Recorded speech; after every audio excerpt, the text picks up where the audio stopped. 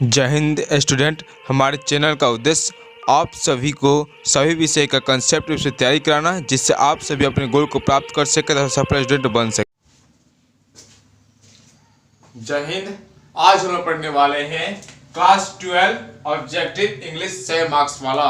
आप लोग जानते हैं कि क्लास 12 में 6 मार्क्स का हिंदी, 6 मार्क्स का इंग्लिश जो लिया होता है वो देता है, या जो लिया होता है 150 तो 6 मार्क्स और फिर 50 मार्क्स, और इंग्लिश में हिंदी में 6 मार्क्स फिर 50 मार्क्स। जैसा आप लिए होते हैं वैसा आप लोग पढ़ते हैं।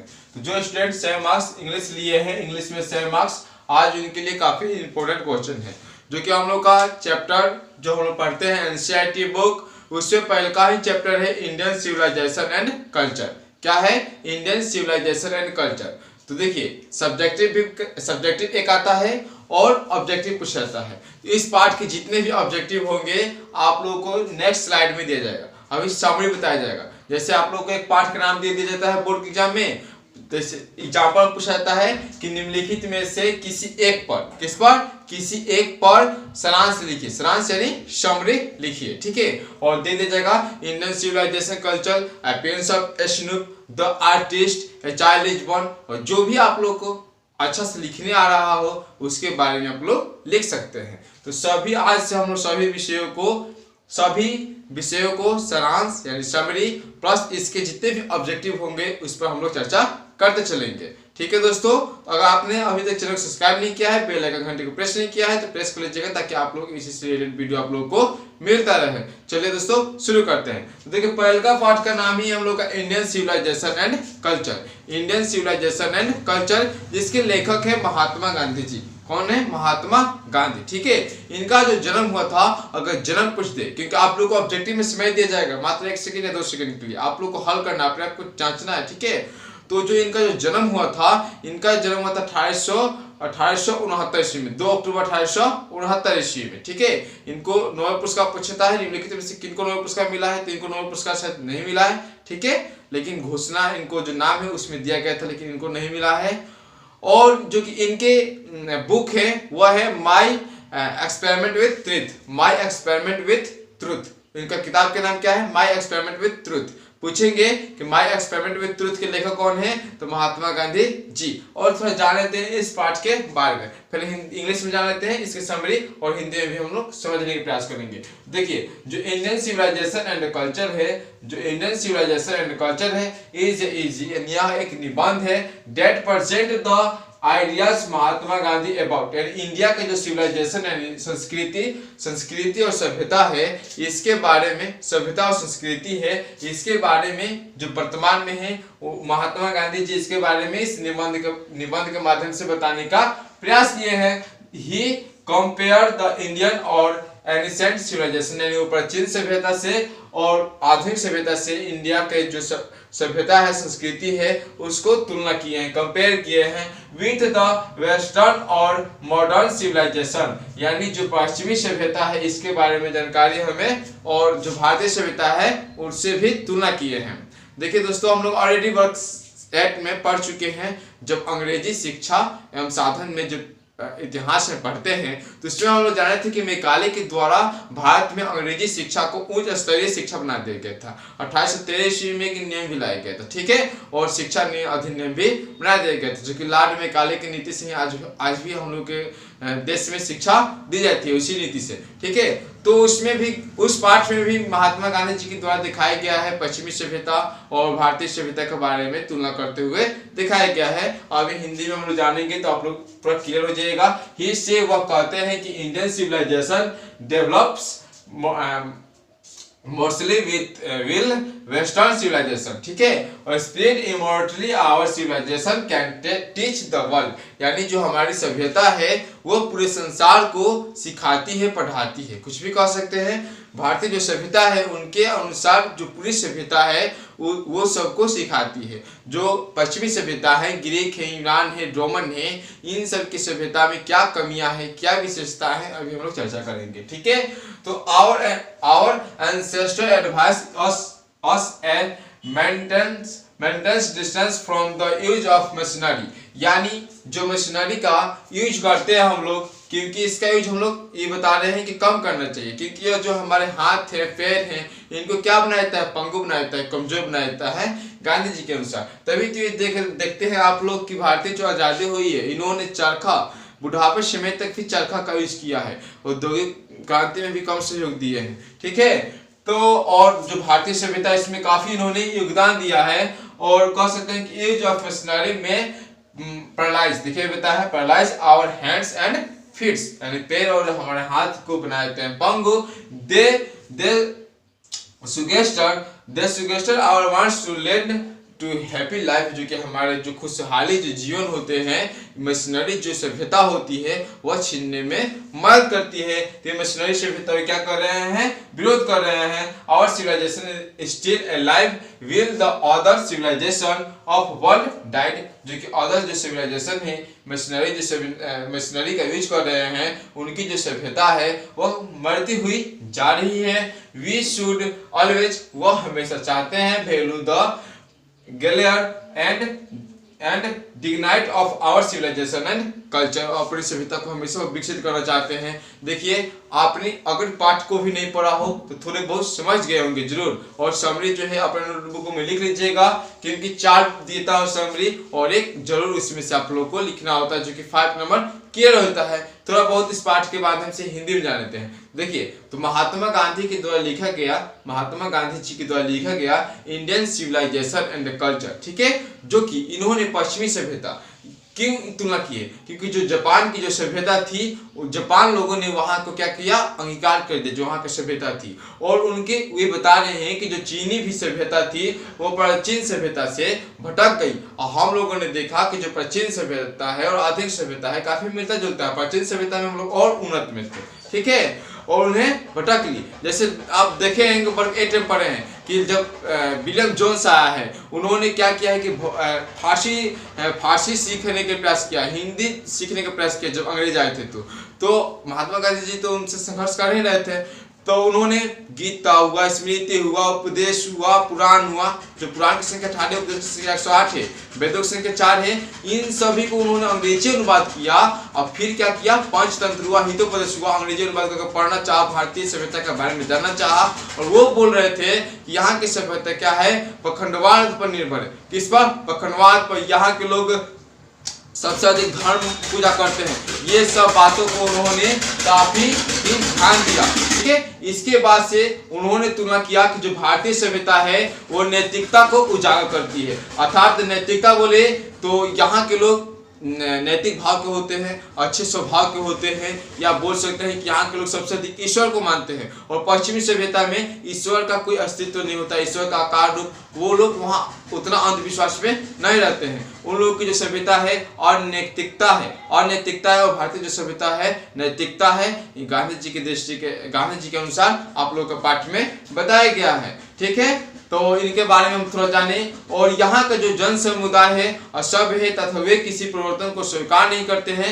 जो पश्चिमी सभ्यता है वो भारतीय सभ्यता को बोल रही थी कि यहाँ की जो सभ्यता है वो बोल सकते हैं कि जन समुदाय असभ्य है, यहाँ की जो परिवर्तन स्वीकार नहीं करते हैं और स्वयं में बदलाव नहीं लाना चाहते हैं। वे कहते हैं कि स्वयं बदलाव नहीं लाना चाहते हैं, ये आरोप डालते हैं भारत पर। महात्मा गांधी जी बता रहे हैं कि ये हम लोग आरोप डालते हैं, इसी आरोप के चलते हम लोग दृढ़ विश्वास होकर अपनी सभ्यता को बनाए हुए रखे हैं कि नहीं, हम लोग बदलाव लाना चाहते हैं लेकिन गरीबी स्तर के साथ साथ। आप लोग जानते हैं कि जो भारतीय सभ्यता वो ग्रामीण सभ्यता है, इन्होंने इसमें नगरीय सभ्यता की भी बुराई की है। नगरीय सभ्यता में बताए हैं कि वहां पे डर भय बना रहता है, वहां चोरों डाकुओं बोल सकते हैं कि अनैतिक आचरण, युवतियों और तथा असामाजिक तत्वों का बहुत ही मात्रा में घटना घटते रहता है, बाहुल्य है बोल सकते हैं, ठीक है। और जो ग्रामीण सभ्यता है एक अच्छी सभ्यता इन्होंने इसमें बताया है। चलते हैं अपने नेक्स्ट स्लाइड पर, जो कि इंपॉर्टेंट ऑब्जेक्टिव क्वेश्चन लाने के लिए हमने इसके समरी को पढ़ लिया है। अब चलते हैं ऑब्जेक्टिव क्वेश्चन पर। ऑब्जेक्टिव क्वेश्चनों को आप लोग ध्यानपूर्वक सुनिएगा, अगर जहां ना समझ में आए पूछ कीजिएगा, अपने वीडियो क्वालिटी थोड़ा बढ़ा लीजिएगा, क्योंकि इसमें क्वेश्चन काफी लाया गया है जो कि थोड़े छोटे अक्षरों में लाए गए हैं। पहला क्वेश्चन है कि he was more a spiritual leader than a politician, ठीक है। He was more a spiritual leader than a politician. पहला ऑप्शन जवाहरलाल नेहरू, और बी नंबर में गांधी जी, महात्मा गांधी जी बोल सकते हैं। सी नंबर में लोकमान्य तिलक, ठीक है, बाल गंगाधर तिलक। डी नंबर में अपना ऑप्शन ले लीजिए, ठीक है। आप अपना ऑप्शन चूज कर लीजिए। इसका आंसर बताइए कि जो कि देखिए इसका है कि वह एक राजनेता से अधिक आध्यात्मिक नेता थे। इसका अर्थ जो पूछा जा रहा है कि वह एक जो नेता है वह राजनेता से अधिक आध्यात्मिक नेता थे, तो वह हो जाएगा इसमें, क्योंकि तीनों देखिए नेता के लिए गया है, आंसर हो जाएगा बी नंबर महात्मा गांधी जी। अब चलते हैं question number second. Question number second है कि which civilization is not beaten in the world. आप अपना ऑप्शन चूज कर लीजिए कि दुनिया में कौन सी सभ्यता पिटाई नहीं है यानी गिरी नहीं है, ये पूछा गया है, यानी नीचे नहीं दबा है। कुछ भी सेंस निकाल सकते हैं कि which civilization is not beaten in the world. इसमें ऑप्शन दिया गया है ए नंबर में इंडिया, बी नंबर में चाइनीज, सी नंबर में जापान, डी नंबर में यूरोप। आपने अच्छे से जाना कि चीन जो सभ्यता है वो भी घट चुकी थी, जापान तो अंगीकार कर चुका है, और यूरोप के आप लोग जान ही रहे हैं जो कि बताए हैं थ्योरी में थोड़ा। तो इसमें आंसर हो जाएगा, जो कि नॉट दिया है तो आंसर हो जाएगा इंडियन यानी भारतीय सभ्यता। Who imagine that they will avoid the mistakes of Greek and Rome, ठीक है। तो जिन्होंने कल्पना की कि वे ग्रीक और रोम की गलती से बचेंगे, इनमें से आप लोगों को सिलेक्ट करना है। इमेज मिस होता है कल्पना करना, तो जिन्होंने कल्पना की कि हम लोग ग्रीक और रोम की सभ्यता से बचेंगे वो कौन कौन से? इंडिया ऑप्शन दिया गया, चाइना दिया गया, जापान दिया गया, यूरोप। फिर आप अपना ऑप्शन चूज कर लीजिए। इसका आंसर क्या होगा बताइए। जिन्होंने कल्पना किया था कि हमारा जो ग्रीक है, रोम है, वह हमें मिस्टेक गलती से बचाएगा, वह थे देखिए ग्रीक एवं रोम यूरोप के चलता है। इसका आंसर हो जाएगा डी। अब चलते हैं क्वेश्चन नंबर 4 पर। दोस्तों आप लोग सही में क्वेश्चन जैसे ही बोल रहे हैं पोज कीजिए, बुझिए कि आपके लिए ये इस पार्ट का टेस्ट है, मोस्ट इंपोर्टेंट क्वेश्चन ला दे गया है। पोज कीजिए, पहले आप आंसर दीजिए, उसके बाद से मेरा आंसर चूज कीजिए। और देखिए कि 10 और मौखिक 2 क्वेश्चन किया जाएगा, उसमें से आपने कितना क्वेश्चन किया, ठीक है। अगर 12 क्वेश्चन में से आपने 10 क्वेश्चन किए तो बुझिए कि वेरी गुड, 8 क्वेश्चन किए तो गुड, अगर 6 क्वेश्चन किए तो बुझिए सिर्फ पास हो रहे हैं, ठीक है। तो चेक कीजिए। और चलते हैं 4 number question. India's glory is that it, पहला ऑप्शन दिया है रिमेन्स मोबाइल, दूसरा रिमेन्स इमोबाइल। आप अपना ऑप्शन चूज कर लीजिए कि इंडिया का ग्लोरी यह है कि पूछा गया है कि इसका आंसर हो जाएगा रिमेन्स इनवॉल्व, रिमेन्स इनवॉल्व इसका आंसर हो जाएगा। अब हम लोग चलते हैं नेक्स्ट क्वेश्चन 5 है कि the charge against India is that, भारतीय के खिलाफ आरोप यह है कि, हम बताए थे ना आरोप क्या लगाए थे, वही है कि पहला it ignored to writing of the Greeks, और B number its ancestors dissuaded people from luxury and pleasure, ठीक है। इसमें से कौन सा लगाया गया था आप लोग बताइए। आप अपना ऑप्शन चूज कर लीजिए, इसका आंसर होगा बी। अब चलते हैं क्वेश्चन नंबर 6 पर कि Gandhi dominated Indian politics during, यानी गांधी जो थे वह किस समय किस दौरान पॉलिटिशियन जिसे बोलते हैं राजनीतिक में आए, ठीक है।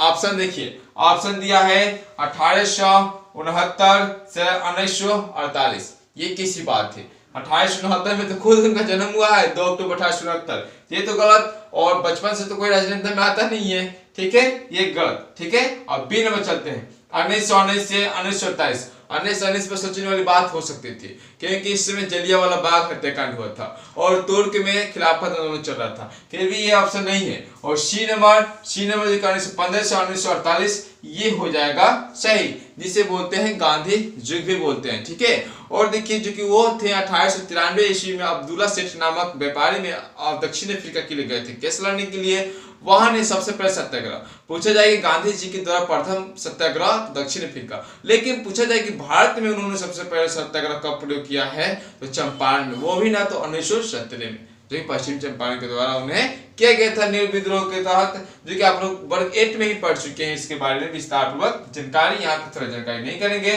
अब चलते हैं क्वेश्चन नंबर 7 कि my experiment with truth is, यानी माय एक्सपेरिमेंट विथ ट्रूथ, यानी जो इनका जो बोलते हैं ये बुक है इन्होंने लिखी है महात्मा गांधी जी द्वारा, वह क्या है? स्टोरी है, कहानी है, ऑटोबायोग्राफी है, यानी आत्मकथा है कि नोवेल यानी उपन्यास है, आपसे पूछा गया है। तो इसका आंसर हो जाएगा, आप अपना ऑप्शन चूज कीजिए पहले, इसका आंसर हो जाएगा ऑटोबायोग्राफी। अब चलते हैं क्वेश्चन नंबर 7। क्वेश्चन नंबर 7 है the western civilization the tendency of privilege, यानी पश्चिमी सभ्यता में व्यापक की प्रवृत्ति क्या है उसके बारे में पूछा गया है। तो ए नंबर में दिया गया है पैटर्निटी और बी नंबर में दिया गया है मैटेरियलिटी, ठीक है। तो इसमें अपना ऑप्शन चूज कर लीजिए, इसका आंसर बताइए और बताइए कि इसका आंसर क्या होगा, ठीक है। आप इसका आंसर बताइए, इसका आंसर हो जाएगा मैटेरियलिटी, ठीक है। अब हम लोग चलते हैं जो कि 8 नंबर क्वेश्चन है कि इंडियन सिविलाइजेशन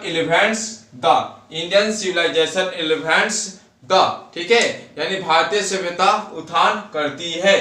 तो आप बताइए फाउंडेशन में कि मोरल बीइंग में, फाउंडेशन में कि मोरल बीइंग में, मोरल बीइंग हो जाएगा। क्वेश्चन नंबर 9 कि मशीनरी, जो कि हम थ्योरी में ही चर्चा कर चुके हैं, machinery makes us selfs and we lost our, machinery makes us selfs and we lost our. आप अपना ऑप्शन चूज कर लीजिए कि मशीनरी हमें गुलाम बनाती है और हमें नुकसान करती है, इसके बारे में बताना है कि किसका इसमें नुकसान करती है और गुलाम बनाती है। इसका आंसर हो जाएगा 9 का आंसर हो जाएगा आप लोग मोरल बीइंग का क्या करती है? नुकसान करती है, ठीक है। अब हम लोग चलते हैं नेक्स्ट क्वेश्चन हम लोग का modern civilization is mainly the worship of, ठीक है। Modern civilization is mainly the worship of, आधुनिक सभ्यता मुख्य रूप से पूज्य है, वर्शिप है, पूजा की जाती है। वो किनका? आइडियल्स का कि मटेरियल का कि आर्ट्स का। आप अपना ऑप्शन चूज कर लीजिए, इसका आंसर बताइए, इसका आंसर हो जाएगा मटेरियल का, ठीक है। अब कुछ क्वेश्चन सेट किया गया है जो कि आप लोगों को मौखिक ही बताना है। अगर पूछा जाए कि Indian civilization and culture is written by, तो महात्मा गांधी आप लोग बता सकते हैं, मोहनदास करमचंद गांधी बता सकते हैं, ठीक है। और पूछा जाए कि modern civilization is based on, यानी मॉडर्न सिविलाइजेशन जो है आधुनिक सभ्यता है, तो किस पर आधारित है, तो आप लोगों को बताना होगा इसका मटेरियलिज्म पर, ठीक है। और जो कि माय एक्सपेरिमेंट विद ट्रुथ किसके द्वारा लिखा गया है, तो महात्मा गांधी जी के द्वारा। दोस्तों इस तरह से हमने फर्स्ट पार्ट का समरी, उसके मोस्ट इंपोर्टेंट क्वेश्चन को पढ़ा। आशा करते हैं कि इस वीडियो के माध्यम से इस पार्ट को आपने अच्छी तरीके से समझ लिया होगा। अगर ये वीडियो आप लोगों को अच्छा लगा हो तो अपने दोस्तों के पास ज़्यादा शेयर कीजिए, लाइक कीजिए, सब्सक्राइब कीजिए। धन्यवाद दोस्तों हमारे साथ बने रहने के लिए।